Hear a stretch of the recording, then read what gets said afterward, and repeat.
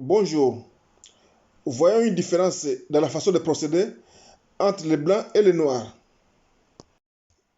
Le blanc dit, un prophète doit être écouté. Quiconque prédit la fin du monde, qu'il se considère comme un prophète ou non, mérite d'être écouté. Surtout quand il s'agit de Nostradamus. On peut lire l'histoire avant qu'elle ne se produise. Est-ce que Simpson, c'est un prophète? Dixon. Les prophètes peuvent bâtir leur réputation sur une ou deux prédictions réussies. Même si les milliers d'autres qu'ils ont faites se sont révélées être fausses. Là, on entend qu'il suffit de réussir une ou deux prévisions pour être considéré comme un prophète, même si des centaines d'autres sont fausses. Et pourtant, Simpson en a des dizaines à son actif et aucune fausse note, ce qui n'est pas le cas du prophète le plus connu du monde.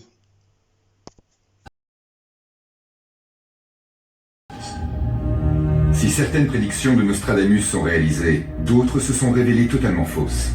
Ni lui ni sa méthode n'ont jamais été véritablement compris, jusqu'à aujourd'hui.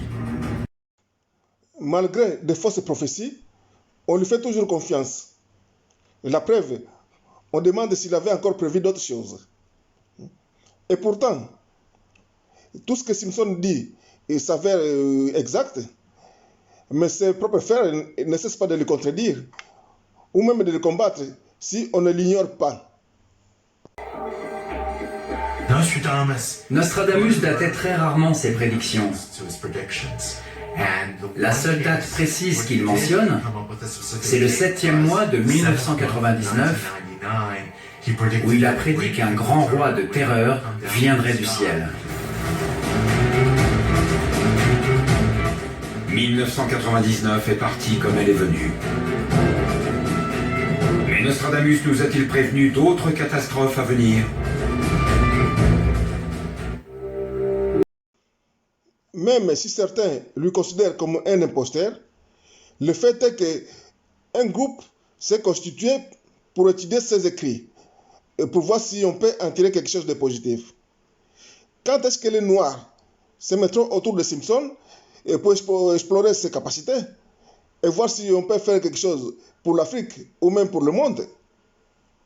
Certains disent que Nostradamus, un visionnaire du XVIe siècle, est sans doute le plus grand prophète de l'histoire. Mais si beaucoup pensent qu'il était réellement capable de prédire l'avenir, d'autres le considèrent comme un imposteur. Mais le fait est que l'on continue à étudier ses écrits, espérant que ces messages énigmatiques pourront nous éclairer sur ce que l'avenir nous réserve. En ce moment même, les menaces de groupes extrémistes comme Al-Qaïda, Boko Haram, Daesh et d'autres pèsent sur nous. Et ça ne semble pas prêt de s'arrêter. Mais si Mario Redding parvient à déchiffrer le code de Nostradamus, aurons-nous une chance d'empêcher ces désastres de se produire? Sommes-nous vraiment sûrs qu'un jour le noir quittera le rang inférieur tout en ignorant ses génies? Quel genre de prophète attendent les Africains? Quelqu'un qui tombera du ciel? Celui qui transforme la pierre en pain? Celui qui transforme l'eau en vin? Ou la matière fécale en produit alimentaire? Et si on croit que c'est avec ce genre de démarche qu'on s'en sortira?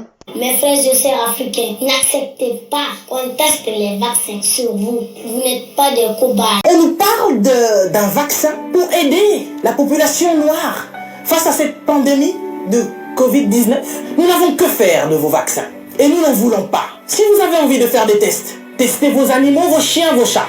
L'homme africain n'est pas un animal. Nous ne sommes pas des cobayes de vos labos pour que vous commenciez vos tests sur nous.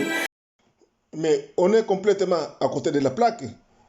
Parce que les chiens aboient, la caravane passe.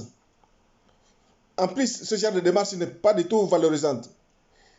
Et parce que ça montre qu'on a le choix de subir et de contester. Et pas celui de décider. Et donc, ça démontre bien qu'on est inférieur pour des gens qui se disent égaux. Le pauvre Thuram, il doit se retourner dans sa tombe, j'imagine. Quelle autre race voit-on faire ce genre de démarche?